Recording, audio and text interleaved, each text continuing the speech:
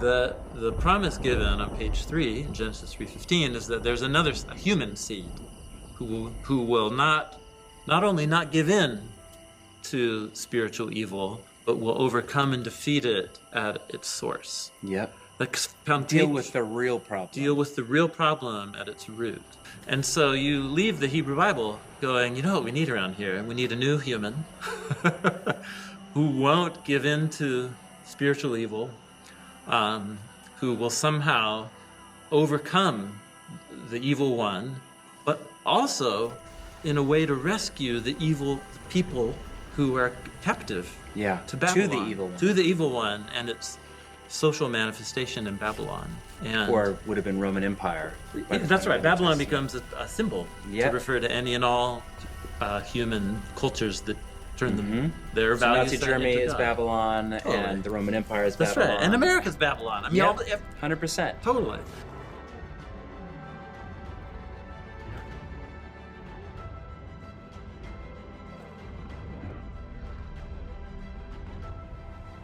This letter to the Colossians must have sounded ridiculous, grandiose, outrageous when it was first written, just as much as it does to many people today.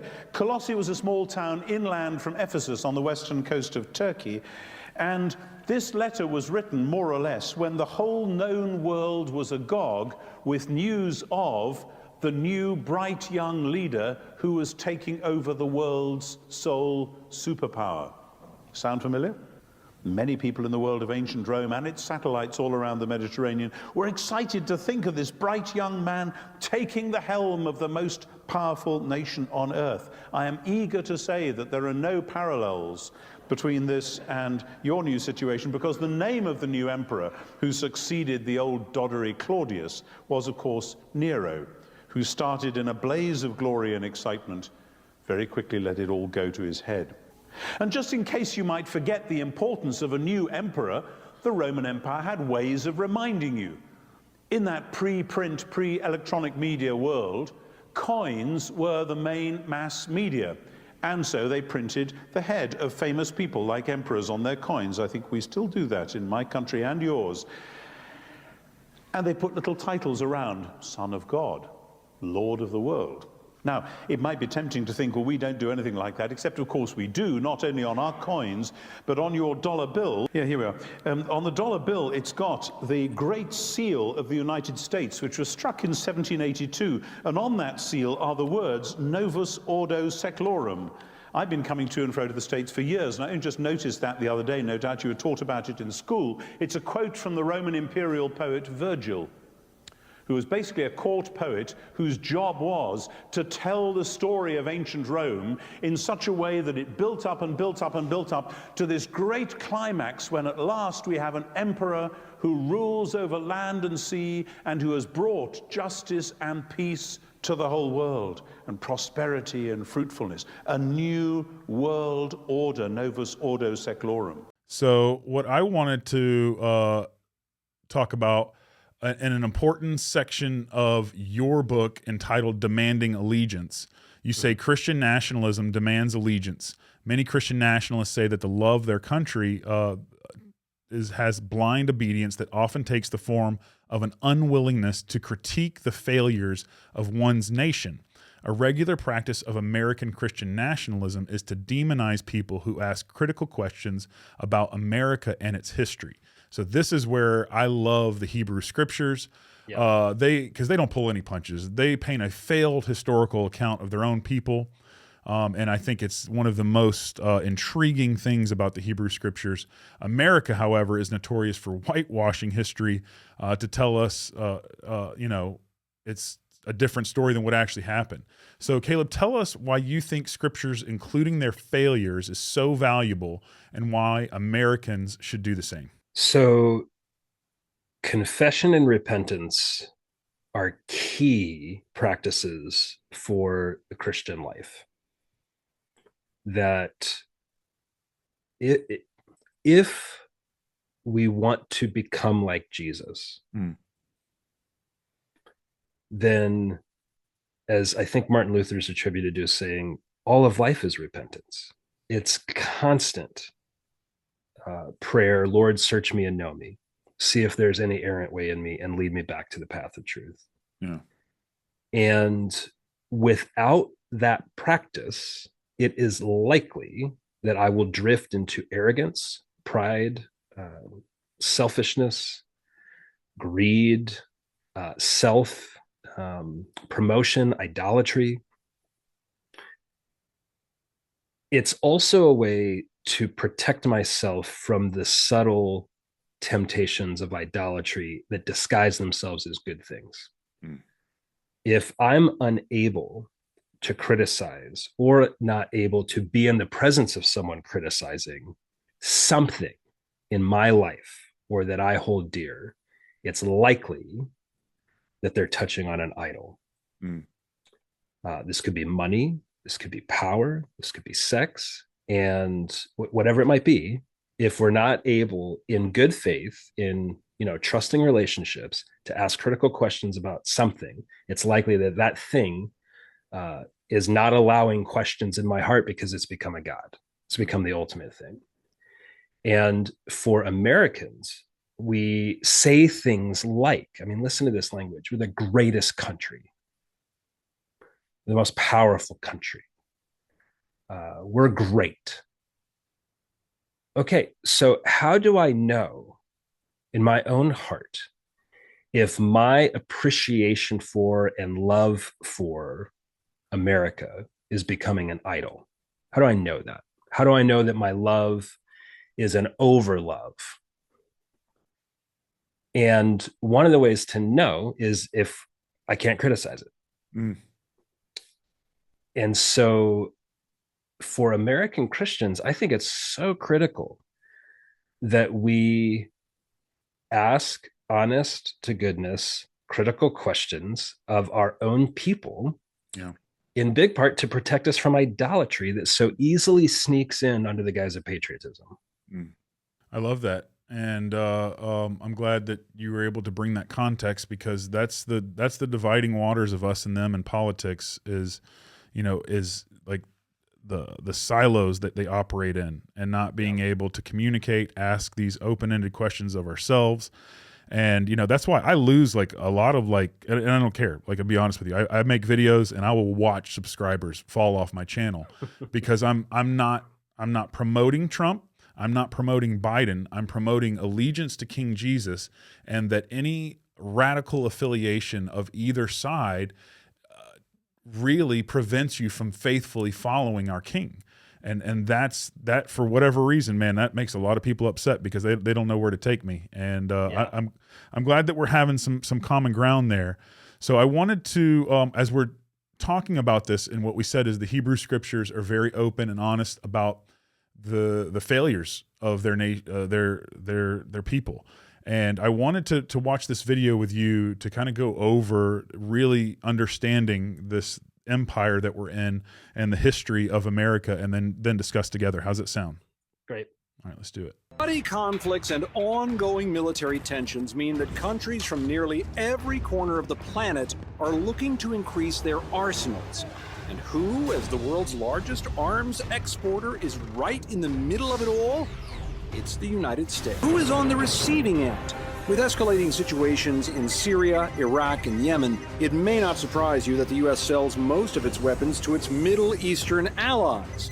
Saudi Arabia was the top recipient of U.S. arms between 2011 and 2015. These governments are essentially being given the arms as the U.S. government contributes billions to foreign military financing. Roughly $5.7 billion is planned for 2017. Israel, Egypt, Jordan, Pakistan, and Iraq are the top recipients of this U.S. largesse. It's well known that the United States of America spends more money on its military by far than any other country in the world. In fact, 40% of all military spending around the entire world is done by the United States. It spends more money on its military than the next 10 countries combined. And it's been this way for a long time. Congress not only approved $813 billion in military spending, but it also gave President Biden an additional $45 billion for military spending that he didn't even ask for. To put that in perspective, $45 billion is more than double the amount of money needed to end homelessness in the United States. And that's because military spending is one of the few things that tends to be bipartisan, meaning both Republicans and Democrats in Congress generally are cool with this massive spending. The military-industrial complex increases the incentives for war. As long as people are going to be profiting from war, war will continue to happen. And the military-industrial complex ensures people continue to profit greatly from war. Born under the bloodshed of innocent Native American Indians, this country was founded and built on war and the shoulders of slave labor. And we were just getting started. Long story short, our history shows that America fits the biblical definition of an evil empire. So just respond to that clip and help us understand how we should always remain openly critical of the brutal bipartisan history of our nation. The book of Revelation is apocalyptic in that it unveils what's going on in the spiritual world as well as the physical world. Mm. And in the Revelation, you have this extreme caution raised about giving yourself over to the power of empire, referred to usually as Babylon. And then there's the beast and the dragon. And what they do is they cause destruction. Yeah. They kill people, massive amounts of people. And one of the running themes in Revelation, because again, this is a book, a letter written to churches in the Roman Empire. And the caution is, it might look like the dragon is winning. It might look like the beast is devouring and just totally dominating. And the temptation, church, is going to be to give yourself, to give your allegiance over to the way of the beast. So much so that you might even take on the name or mark of the beast and become one of the, belonging to the beast. And Dr. Carmen Nimes' work on Exodus and Sinai are very helpful in this regard, to take the idea of taking on the name. Yep. That I could give myself over so much to the power of the beast that I become its possession. Yeah. And the corrective in the Revelation is, it might seem like the beast is winning, military dominance, warfare, whatever. It might seem like that's the most powerful thing in the world. But there's a power greater than the power of the sword and the one who wields the sword. And it's the power of the Lamb, the one who took on the sword and then went into death, which is what the sword can do, deal death, but then came through to the other side, showing that life and life abundant is available for those who take on the way of the cross. So look to the power of the Lamb. It's a question. Revelation is helping us understand the nature of power. Yeah. And what I think is the most powerful thing in the world is the sword. When I feel anxious, when I feel afraid, when I think something precious to me is going to be taken, I, like Peter in the Garden of Gethsemane, want to reach for the sword because my imagination cannot see anything more powerful than the sword. And I need a cruciform reconfiguration of my imagination to see that the way of the cross is actually more powerful than the way of the sword. This is the consistent teaching of Jesus. This is the New Testament authors are riffing on this theme. The whole love your enemies, first shall be last, foot washing stuff. That's all cruciform power.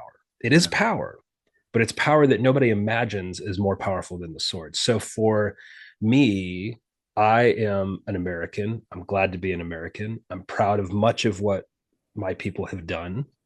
I'm also ashamed of some of the things that my people have done. I regret it. And one of the things that I'm very cautious of is putting my hope in the military power of my people.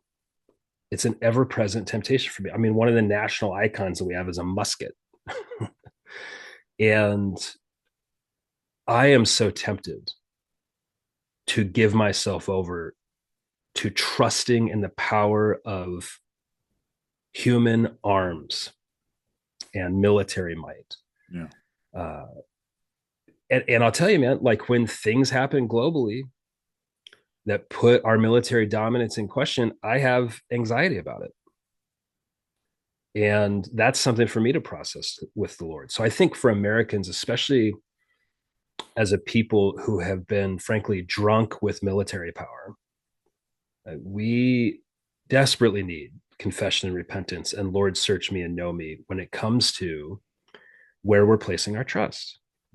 Yeah. And it's just, it's important to keep that in mind, you know, that America, the people, I love it here too. Let me just say, you know, I love the people here. I love living here. If I get a choice every day when I wake up, what country do I want to live in? I'm going to choose America. But at the same time, it's recognizing, you know, that even that power and effect on war. And the Bible, you brought up Revelation, which is so important. And we're going to get into the Bible's comparison of Rome, or not the biblical comparison, but just our own understanding of a comparison between the Roman Empire and America. There are a lot of telltale signs. And one of those is this focus and construction on war, and to know that it is a bipartisan issue. You know, this is why you can't choose to say my side is right. This is something that has gone on through every administration, and will continue to. You know, it's a byproduct of supernatural evil ruling the empires, including America. We need your help. Ring Them Bells is a nonprofit organization where every dollar donated goes right back into the mission of spreading the good news and helping those in need. The main ministry of Ring Them Bells is serving those in need in the name of our King Jesus. Over the past year, we have fed over 2,000 meals, and next year, we want to double that. We can't do this without your support. Everything we create here and all of the food that we serve is free because it's paid for by generous viewers just like you. If you feel led to donate and join the mission with us here at Ring Them Bells, click the Give Butter link in the notes and comments of this video. If you can't support us financially, please continue to like and share the content, as this helps us so much with spreading the good news about what Jesus has done for our world. For a long time now, the phrase, the military-industrial complex, has been bandied around. I mean, people have been using that phrase for 50 years at least. And I'm well aware of the statistics which were being quoted about the arms spending, etc. And we in Britain are part of the same team. We're much smaller, obviously, so our position on the graph, although I suspect that actually if you took that graph with America's contribution, and then beside it there was a string of other countries, there's China at the top I saw, and Britain was halfway down there. But I suspect if you factored that out in terms of population spending per capita population, we would score quite highly on that. And it's been one of the complaints. In fact, when I was a member of the House of Lords, I remember raising this in a question to the minister once about how much of what we were giving in aid to the two-thirds world was so that they could buy arms from our manufacturers. And I was told that that wasn't the purpose, etc. But there remains a strong suspicion that very often that's what's going on. Oh yes, we'll pat ourselves on the back for giving all this money to these poor countries, but then of course there's a quid pro quo. We expect them to buy our goods, and one of the main things that they will buy are armaments. Now that isn't always the case. We do a lot of humanitarian aid as well, as does the United States. The second introductory thing to say to you on this is that it's always very bad form for British people even to seem to be criticizing America. You know, something odd happened about 250 years ago where for some strange reason we parted ways, and ever since then the American people have not taken kindly to somebody sitting there with a British accent telling them what to do. And if you've seen the musical Hamilton, you'll know just how well that's brilliantly caricatured. So and I do want to say, we in Britain have been part of the same problem, and that was signaled particularly when the only two supposedly practicing Christians in the G8 summit, namely Bush and Blair, were the two who were leading the unnecessary and irrelevant war against Iraq. And I preached against the Iraq bombing in 2002-3, and I have seen nothing to make me think that I was calling that one wrong at the time. But it suited certain interests in both Britain and America, and tens of thousands of innocent civilians died as a result. So when we today get on our high horses and criticize Israel for what they're doing in Gaza, and of course criticize Hamas for what they're doing, etc., we all of us have got our hands dirty. Indeed, in the Middle East, the British have got their hands dirtier than the Americans, because it was the Balfour Declaration 100 years ago that set off the train of events, and it was the British running the Middle East during the Mandate after the fall of the Ottoman Empire that created conditions for a lot of the mess that's going on there now. So this is all a way of saying, I'm not going to sit here and even presume to be criticizing America. We're all bound up in this together. Having said all of that, yes, we absolutely need to take a much longer, harder look at the whole question of just what are we doing, fomenting and encouraging wars and rumors of wars around the world.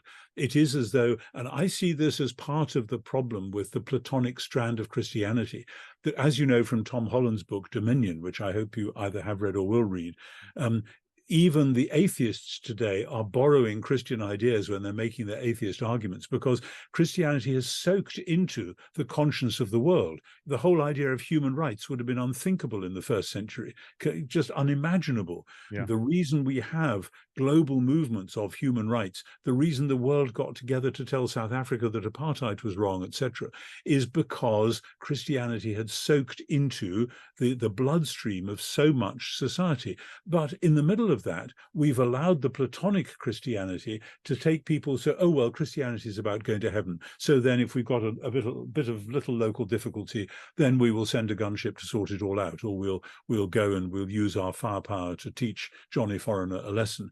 And it's as though we haven't even begun to think through in the postmodern world what it might look like to say there has to be a better way of resolving major disputes.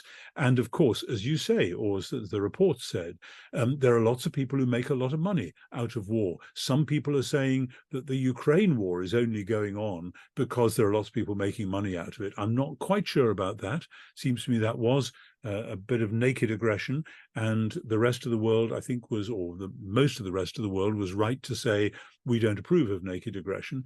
But I have a sense that most Christians, certainly Christians that I know, they may have read the odd book on faith and politics or something, but they haven't really dug down deep. And the newspapers don't expect to hear or read good op-ed pieces on alternative ways of looking at how to do things in the larger world from a Christian point of view. They assume that Christianity is for pious people to do, to sing nice songs at weekends, or whatever, rather than something which could seriously contribute. And so I and Mike Bird, in this new book, which you are kindly flagging up, Jesus and the Powers, we're talking, aware that it's an election year in America, and it'll be an election year in Britain as well. We need to be thinking Christianly about what sort of leadership we're looking for and how we are to be witnesses for Jesus. If we say he is the Lord of the world, what does that look like when you're faced with the world in a mess the way it is at the moment? So for all of that, thank you. These are vital and important questions, and I hope Mike's and my book will at least help nudge some people towards addressing them in some new ways. I think Jesus already set the terms of Christian organization. It's called the church. And that's how Christians organize.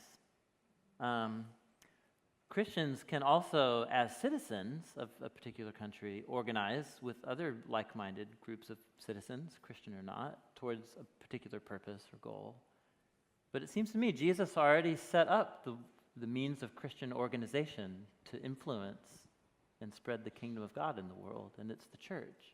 And so if Christians also want to have influence on specific issues, then they should do that. And thank God that we live in a nation where we can do that and not be worried for our lives. Like, that's such a gift that we live in a place. So should people do that? Yes, I think they probably should. Because a lot of broken stuff needs to get fixed in our country. But I don't know if there's anything specifically Christian about it, except that Christians organized as the church will have their awareness attuned to the needs of their community, because that's what Jesus people do, and then they'll find themselves called to go and do that. When Christians primarily throw their organization into efforts that aren't the mission of a local church. That's okay that they do that. But oftentimes, our vote becomes a substitute for actually getting personally engaged in my own community through my local church. And that was deeply convicting for me, is that somehow, because November 8th is just a day, but I have a whole life that lives in a city full of relationships and people, and I have people in my neighborhood, and if I abdicate my responsibility simply by filling out that piece of paper, then I think I'm not following Jesus. That's good. And the way the kingdom works primarily, Jesus' kingdom, is through the church, which is embodied in a city with needs and all that kind of thing. But Jesus wasn't forceful. Jesus wasn't violent, but he was a force to be reckoned with. He sure didn't get executed for telling people to love your neighbor. You know what I'm saying? He got executed for the stunt that he pulled, riding into Jerusalem, proclaimed as a Messiah, marching into the temple. It's like going to the National Cathedral and the White House at the same time, and asserting that he's the king, and shutting down the sacrificial system, and saying this place is full of crooks. That's what he got executed for. And that's a very forceful act, after a long career of announcing that the kingdom of God is here. And then to allow his enemies to kill him, I think was his most aggressive, forceful act of self-control and of servanthood. And what he's living out is exactly the pattern of these three characters. How did Joseph end up in that place? He was sold as a slave. That's how he ended up there. How did Daniel end up there? He was captured as a prisoner. And so it's this portrait of, it's actually somehow through suffering and sacrifice that God's people end up in places of greatest influence. That's the pattern in the story. And it's precisely when I try not to grab onto power through the ways that the world does, is where the Spirit opens up opportunities for influence. And so I don't know how that's supposed to work in terms of like a strategy plan to like help create legislation for poor people in my neighborhood. Like I don't actually know. I think there are wise people full of the Spirit of Jesus who are part of this church community who could answer that question better. But I don't think it means just sitting around being passive. Jesus wasn't passive, but he wasn't violent. I think that's the role of prophetic critique. That's Daniel walking up to the king of Babylon and saying, you are unjust. God's going to take you down. You're accountable to a greater authority. And if you're going to kill me for saying that, then please go ahead. But you're not actually in authority over me. But I'm going to submit to you and love you. It's the paradox. It's that paradox that Paul did. It's that thing. So absolutely, I think God's people are called to a form of prophetic critique that goes right through. It goes right through the history of Israel. God brings them into the land, and they immediately become like the Canaanites that they dispossessed. And so God's having none of it. He doesn't play favorites. He raises up prophets to critique them. They don't listen. And so he brings another servant, Babylon, and then that whole thing goes. So, yeah, absolutely. Part of the power of the church's prophetic critique is that it uses the upside-down power system of Jesus' kingdom. And so I think that's where it's the same issue as that question right there. The power comes from actually not using the traditional means of force and violence, but still launching the powerful critique. Yeah. And I think that's a unique, very difficult road that Jesus called his disciples to.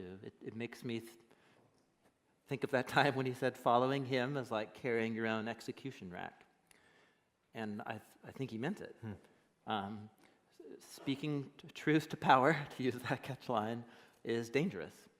But it's often the calling of God's people in our world. Wow. How incredible is this? I hope you guys are enjoying this, and I hope you're learning a lot. I want to ask you for a second to subscribe. If you're enjoying the content, share it, press that like button, slap it. Help this channel grow. Help the message of the good news of what Jesus has done for this world get out.